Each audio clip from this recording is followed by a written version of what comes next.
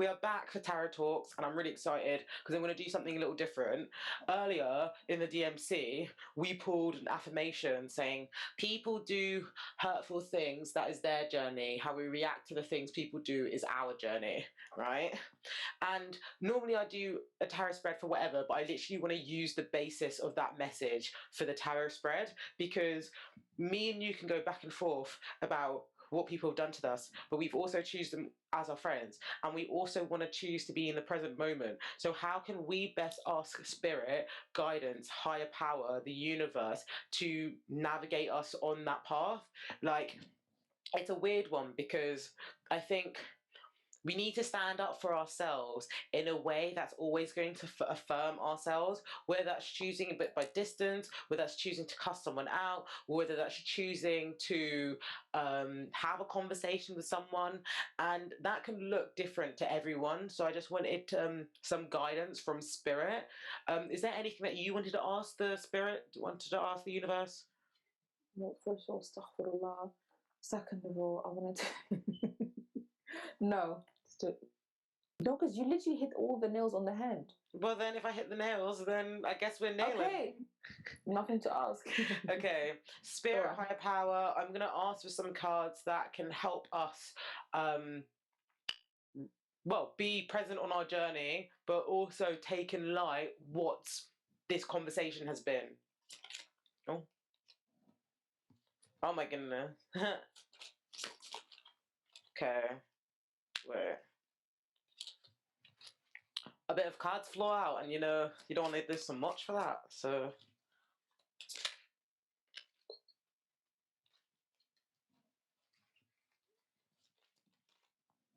Okay.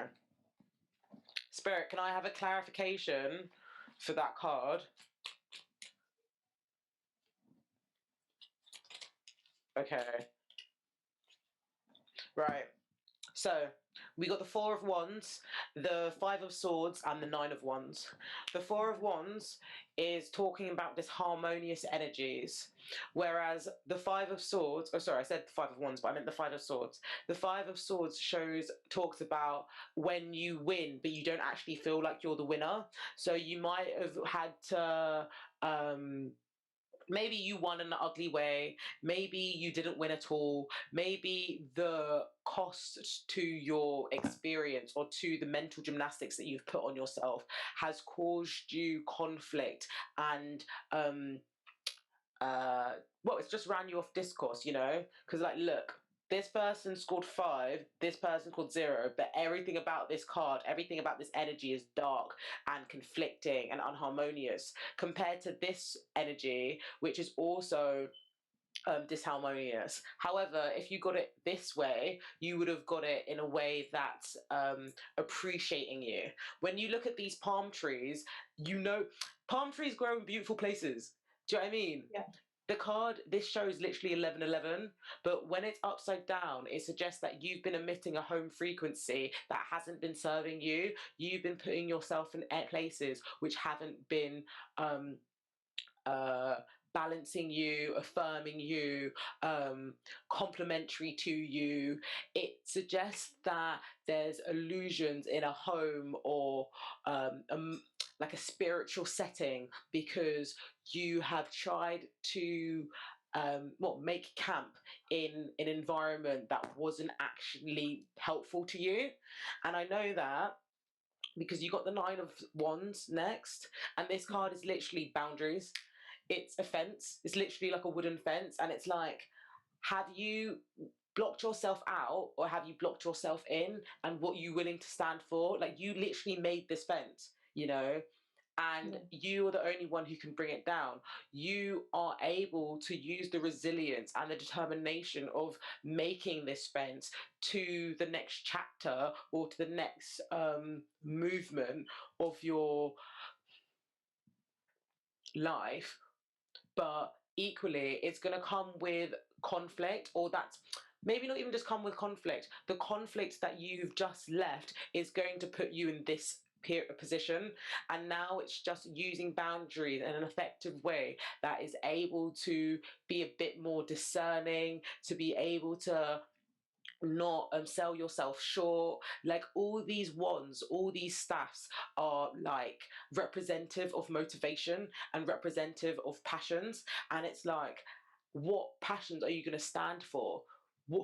Are you even standing, or are you sitting? Are you meditating on the fact that you have worked so bloody hard to get yourself where you need to be, so that's why you are going to fight for what is yours?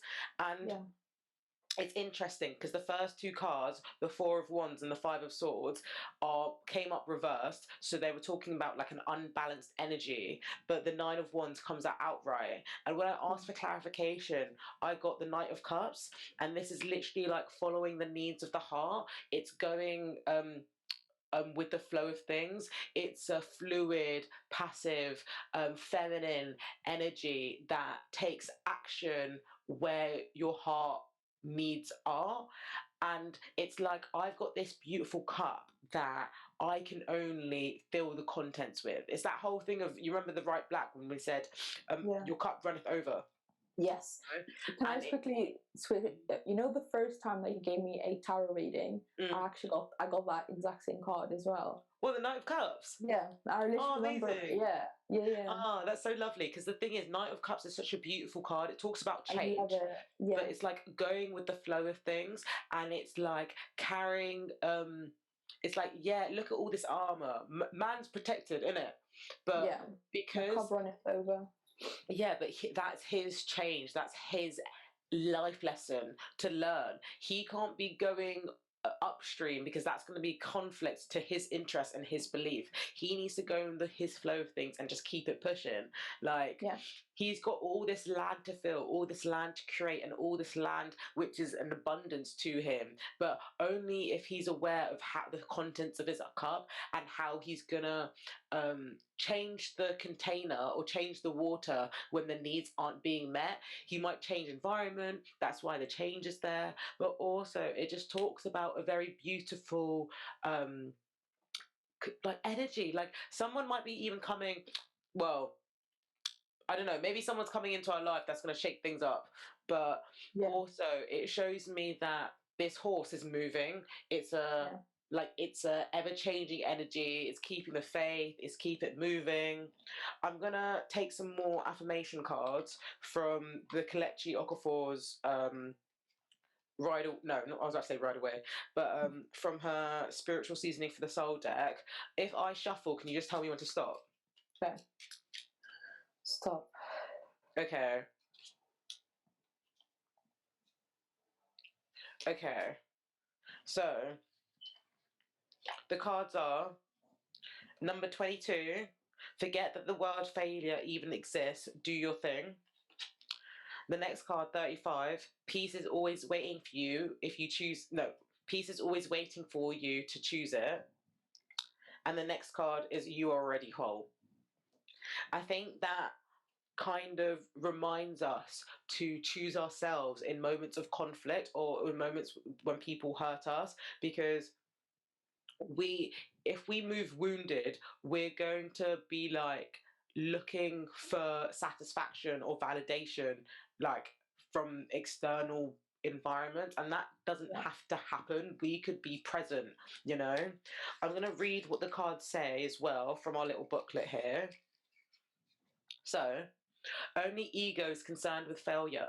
Your higher self understands that there's no such thing. Everything you perceive everything you perceive as an achievement or otherwise is still sorry, I can't speak.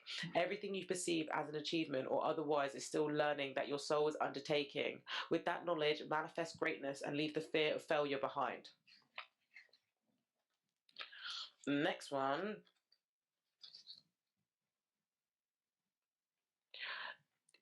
Peace is always waiting for you to choose it. In every situation, peace is always an option. You have to believe in its transformative power. And then you are already whole, 16.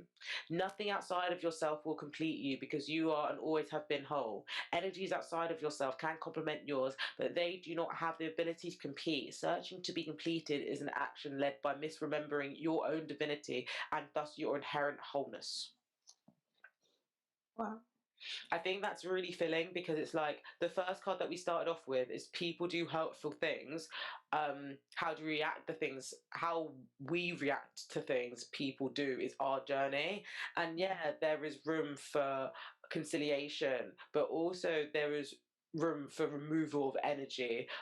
There's always going to be room for protecting your peace. And I'm not a mind reader, so you're going to have to just use your own discernment to decide what that is for you. However, if you follow your belief system, if you follow your needs of the heart, then it's going to be a bit more, what's the word? It's going to be a bit more like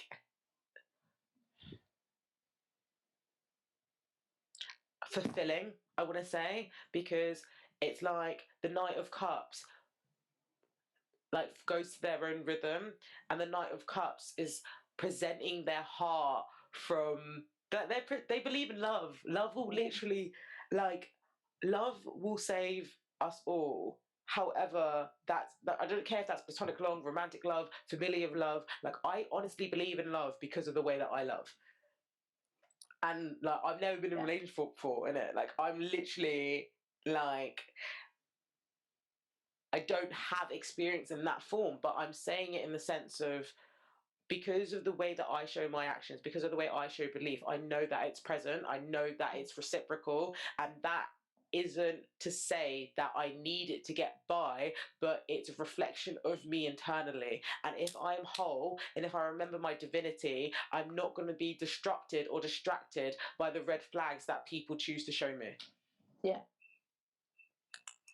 That reading really flowed. Wow. No. Madness. No, I love that. That Fingers was are snapping. No, that was on point. That's so true. I love hearing these type of readings. This is always Thank you. so like